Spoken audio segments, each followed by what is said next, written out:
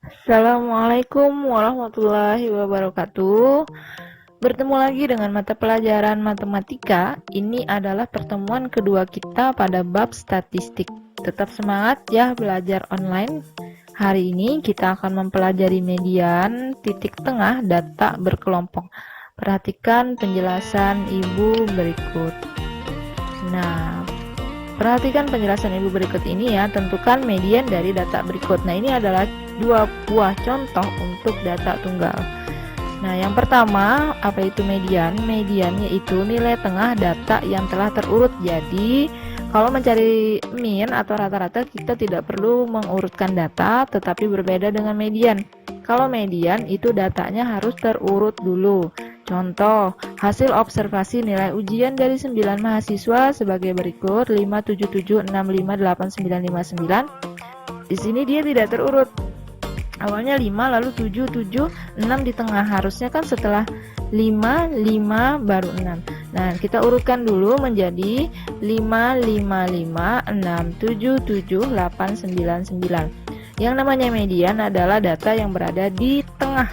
Jadi ini datanya dia ganjil. Kita bisa hitung 1, 2, 3, 4, 5, 6, 7, 8, 9. Ada 9 data, jadi untuk menentukan di tengah-tengah itu lebih mudah. Langsung kalian bagi aja yang berada di tengah-tengah angkanya berapa. Karena dia 9 data, berarti ke sini 4, ke sini 4. Di tengah-tengah adalah 7. Jadi jawabannya mediannya adalah 7. Nah, ini kalau dia datanya ganjil. Bagaimana kalau dia datanya genap? Nah, contoh seperti ini. Dia datanya di sini ada genap. Kita hitung berapa? 1, 2, 3, 4, 5, 6, 7, 8. Di sini ada 8.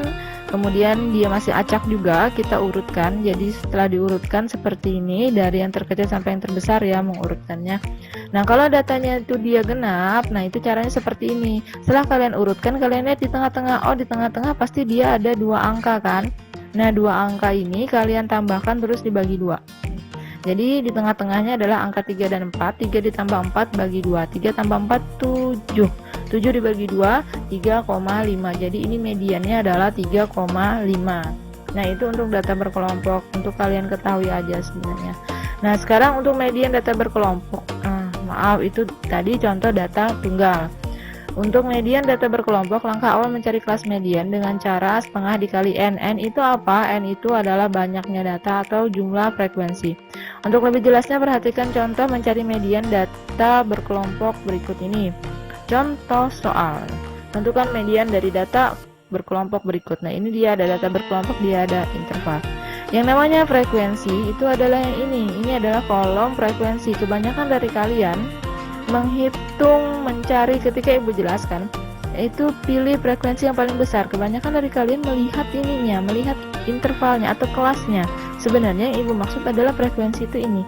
Jadi banyak sekali kesalahan yang menjawab gara-gara yang Ibu maksud adalah frekuensi paling besar, malah di sini mencari kelas yang paling besar. Jadi diingat ya, ini adalah kelasnya dan ini adalah frekuensinya, beda. Nah, sekarang penyelesaiannya, kalian hanya perlu menambah satu kolom aja. Di sini adalah frekuensi kumulatif. Nah, jadi nilai matematikanya dengan frekuensinya tetap, cuma menambah satu kolom. Frekuensi kumulatif itu didapat dari mana? Dari yang pertama kita tulis, kita lihat frekuensi di sini adalah 1, kita tulis 1. Lalu 1 ditambah 5, 6. 6 tambah 5, 11. 11 tambah 15, 26. 26 tambah 8, 34. 34 tambah 4, 38. 38 tambah 2, 40. Nah, ini begitu cara mencari frekuensi kumulatif. Sekarang, kelas median itu di mana? Kelas median untuk menentukan setengah dikali n. N-nya kita lihat berapa? Jumlah frekuensinya adalah 40. Jadi setengah dikali 40 adalah 20. Jadi dia berada pada data ke-20. Kelas mediannya atau di tengah-tengahnya berada pada data ke-20. Cara menentukan atau mencari data ke-20 yang mana? Kita lihat di kolom frekuensi kumulatif. Di sini kita lihat ini artinya data ke-1, ini artinya data ke-5 sampai 6, ini artinya data ke-7 sampai 11, ini data ke-12 sampai 26. Nah, berarti data ke-20 ada di kelas ini. Nah, maka kita tahu ini adalah kelas median. Dapat dari mana? Nah, dapat dari sini tadi bahwa kelas median dia berada pada data ke-20. Nah, sedangkan data 20 masuknya di sini. Ini artinya dari data ke-12 sampai 26 ada di sini. Maka disinilah kelas mediannya. Nah, setelah kita tahu di sini adalah kelas median, maka ini rumusnya. Ini rumus yang harus kalian ingat. Median sama dengan TB. TB itu artinya tepi bawah ditambah setengah N. Nah, ini setengah N-nya sudah tahu, dikurang FK. FK itu frekuensi kumulatif. Lihat frekuensi kumulatif yang ada di atas kelas median. Ini adalah kelas median. Sekarang yang diambil adalah frekuensi kumulatifnya yang ada di atas kelas median. Nah, 11 ini yang ada di atas kelas median. Sekarang P itu adalah panjang interval. Panjang interval kemarin sudah Ibu ajarin. Jadi hitung dari 57 sampai 61. Kita coba. 57, 58, 59, 60, 61. Ada berapa angkanya? Ada 5. Jadi panjang intervalnya adalah 5. Sekarang ini adalah rumusnya. Masukkan TB-nya atau tepi bawahnya 56,5. Ini dapat dari mana 56,5? Kita lihat, ini adalah kelas median. Tepi bawah itu adalah 57 dikurang 0,5. Atau lihat ujungnya sini tambah koma tambah 5. Itu lebih gampang.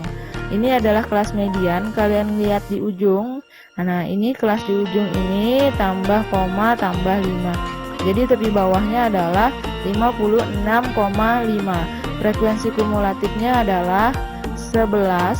Panjang intervalnya adalah 5. Masukkan ke rumus, tepi bawah 56,5. Kemudian setengah N-nya adalah 20. Kemudian FK-nya 11. Frekuensinya 15. Nah, ini dilihat frekuensinya 15. Masukkan 15 dikali panjang intervalnya adalah 5. 56,5 ditambah 20 kurang 11, 9. 9 per 15 kali 5. 9 dikali 5, 45. 45 dibagi 15, 3. Tepi bawah 56,5 ditambah 3 adalah 59,5. Jadi mediannya adalah 59,5. Semoga kalian bisa paham dari penjelasan Ibu yang singkat ini. Oke, sekarang kita masuk ke soal latihan. Kerjakan soal latihan berikut ya. Tentukan median dari data berkelompok berikut ini. Ini adalah datanya. Nah, dari sini nanti kalian bikin satu kolom di sini adalah frekuensi kumulatif. Caranya 4, paling atas 4 tambah 6, 10 tambah 8, 18 dan seterusnya. Kemudian panjang intervalnya, kemudian setengah dikali N, N-nya sama 40. Panjang intervalnya dihitung dari 50 sampai 54, itu berapa? Ya, semoga kalian paham. Kerjakan di buku latihannya, kemudian difoto dan dikirim di Classroom. Selamat belajar dan semoga sukses. Jangan lupa berdoa sebelum mengerjakan. Assalamualaikum warahmatullahi wabarakatuh.